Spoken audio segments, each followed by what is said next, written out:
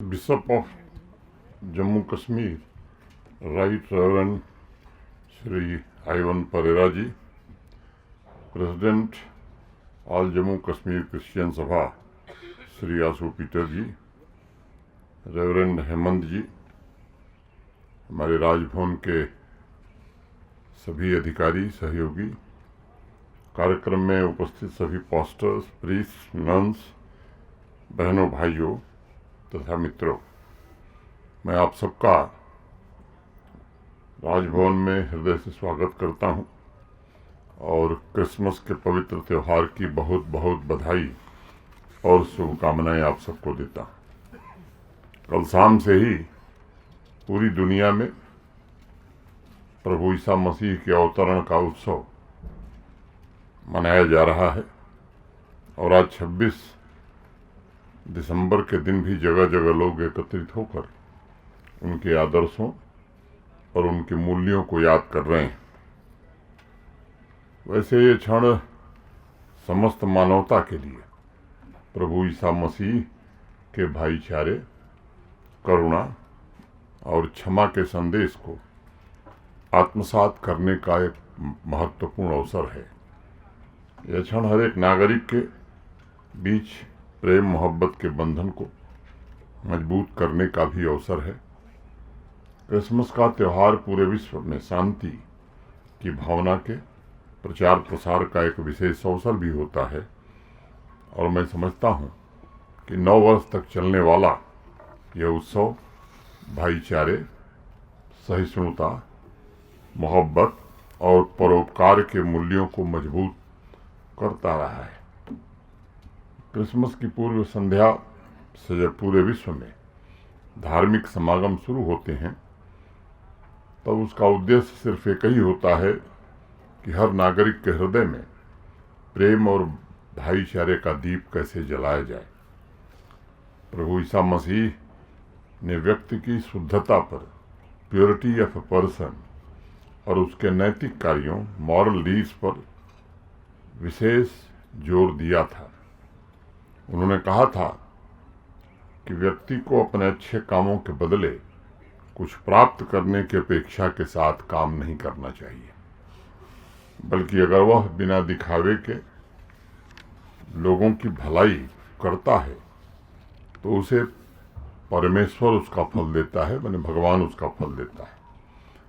वैसे आप देखें तो भारत की जो प्राचीन सनातन परंपरा है, संस्कृति है, हमारे यहाँ भी कर्म को ही प्रधान माना गया है और भगवान श्री कृष्ण तो स्वयं ये बात कहते हैं कि कर्मण्येवाधिकारस्ते मा फलेषु कदाचन। प्रभु ईसा मसीह ने भी यही कहा कि हम सभी एक ही ईश्वर की संतान हैं और इसलिए एकता के साथ नैतिक कर्म करते हुए अहिंसा और प्रेम को मन में धारण करके मानव समाज का कल्याण किया जा सकता है। भारत की भी प्राचीन संस्कृति में कहा गया है कि सभी धर्मों की शिक्षाओं का सार यही है कि एकत्व की भावना से अच्छी शिक्षा को आत्मसात करो। एकम सत्य विप्र बहुधा वदंती। सत्य एक ही है, उसको तरह तरह से लोग बताते हैं। उसी प्रकार मैथ्यू 5 पद 21 से 23, 21 to 23 में प्रभु ईसा मसीह कहते हैं कि किसी के खिलाफ हिंसा की बात तो छोड़ दीजिए, यहाँ तक कि दूसरों पर गुस्सा दिखाना भी पाप है। और जब तक हम एक दूसरे से मेल मिलाप नहीं करते तब तक परम पिता परमात्मा हमारी प्रार्थना और उपहारों को स्वीकार नहीं करते हैं। प्रभु ईसा मसीह मैथ्यू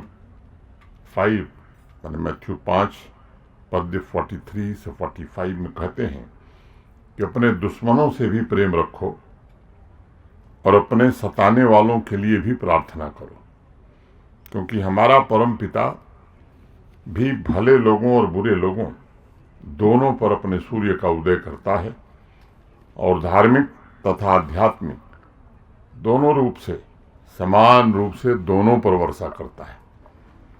मित्रों, प्रभु ईसा मसीह के इन विचारों को सुनकर शायद कुछ लोगों को लगे कि आज के संदर्भ में उसे अपनाना कठिन है। लेकिन मन में जब यह दुविधा आए तो स्वयं सोचिए कि अपने कठिन दिनों, तमाम चुनौतियों और कष्टों को सहते हुए किस प्रकार प्रभु ईसा मसीह ने इन आदर्शों को कभी नहीं छोड़ा। उनका स्वयं का जीवन प्रेम, अहिंसा, शांति और क्षमा का एक जीवंत प्रमाण है। और इसलिए मैं मानता हूं कि ईसा मसीह का व्यक्तित्व अपने आप में संपूर्ण मानवता के लिए एक बहुत बड़ा संदेश है। यह सिर्फ क्रिश्चियन समुदाय तक ही सीमित नहीं है, बल्कि उनकी शिक्षा संपूर्ण मानव समाज के लिए एक प्रेरणा का पुंज है, प्रेरणा का स्रोत है। प्रभु ईसा मसीह की तपस्या तथा समग्र मन और तन में परोपकार की शिक्षा मनुष्य को अपने स्वयं होने का भी एहसास कराती है।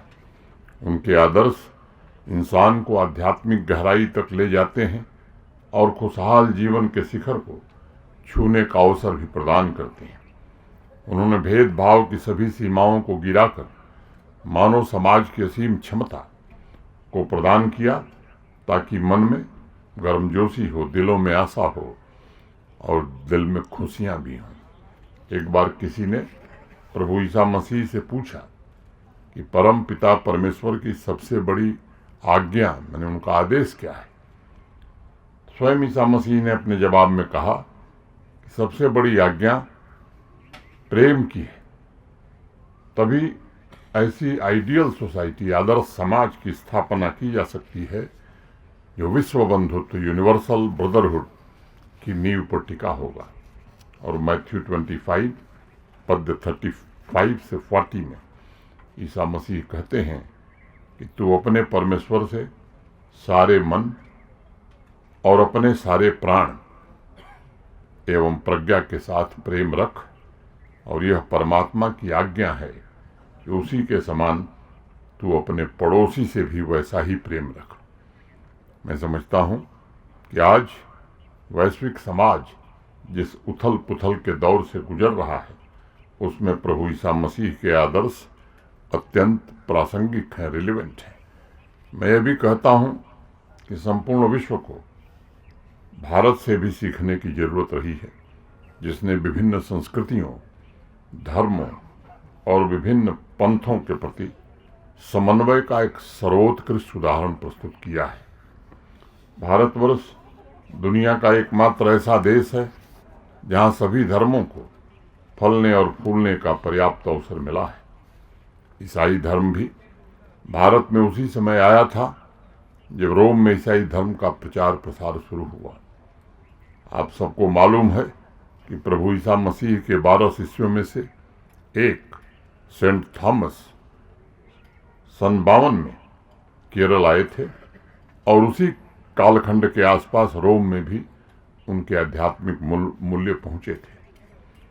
इस देश का पहला चर्च भी यहाँ के एक हिंदू राजा ने बनवाया था। विश्व की सबसे प्राचीन सभ्यता और राष्ट्र भारतवर्ष एकमात्र ऐसा भौगोलिक क्षेत्र है जिसने 8000 वर्ष पूर्व वसुधैव कुटुंबकम की बात दुनिया को बताई थी। क्षमा, करुणा, परोपकार, सह अस्तित्व, को एग्जिस्टेंस का दर्शन पूरे विश्व को भारत ने ही पहुंचाया। भारत ने हमेशा सभी धर्मों को समान आदर और सम्मान दिया है। धर्म और उपासना की पद्धति के आधार पर भारत में कभी भेदभाव किया नहीं गया, बल्कि दूसरे धर्मों को पोषित करने के लिए यहाँ के समाज ने सदैव सहयोग किया है। हमारी संस्कृति में भी जो धर्म की परिभाषा है, धारयति इति धर्मः, मैंने धर्म का अर्थ है जो धारण करने योग्य है, यानी देखा जाए तो सत्य ही एक प्रकार से धर्म है। ऋग्वेद में तो यहाँ तक कहा गया कि हे ईश्वर, क्योंकि तुम सभी जनों के स्वामी हो, सबके स्वामी हो, इसलिए हम तुम्हारा आह्वान करते हैं।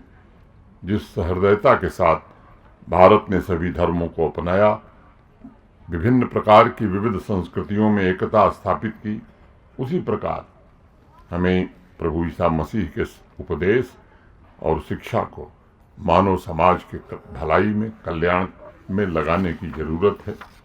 प्रभु ईसा मसीह कहते हैं कि मार्ग, सच्चाई और जीवन ये दोनों मैं ही हूँ। इस भावना को ध्यान में रखते हुए हमें समाज के विशेष रूप से वंचित वर्गों तथा महिलाओं के सशक्तिकरण के लिए संकल्पबद्ध होकर कार्य करने की आवश्यकता है। तभी हम प्रगतिशील समाज के सपने को पूरा कर सकेंगे। क्रिश्चियन कम्युनिटी ने निरंतर, विशेष रूप से स्वास्थ्य और शिक्षा के क्षेत्र में बहुत ही महत्वपूर्ण काम और निस्वार्थ भाव से किया है। सेवा के प्रति उनका जो कमिटमेंट है वो निश्चित रूप से समाज के बाकी लोगों को भी प्रेरित करता है और मैं आशा करता हूँ कि ये महत्वपूर्ण काम अनवरत ये समाज आगे भी जारी रखेगा और जम्मू कश्मीर के विकास में, शांति में, सहअस्तित्व में अपना सहयोग देता रहेगा। प्रभु ईसा मसीह ने कहा है कि लोग दीपक को जलाकर टोकरी के नीचे नहीं परंतु दीवट पर रखते हैं और वह दीपक समाज सभी को बिना किसी भेदभाव के प्रकाश देता है। मैं समझता हूँ समाज के सभी वर्गों को, विशेष रूप से युवा पीढ़ी को सेवा और परोपकार के इन आदर्शों तथा मूल्यों को अपनाकर भविष्य में काम करना होगा।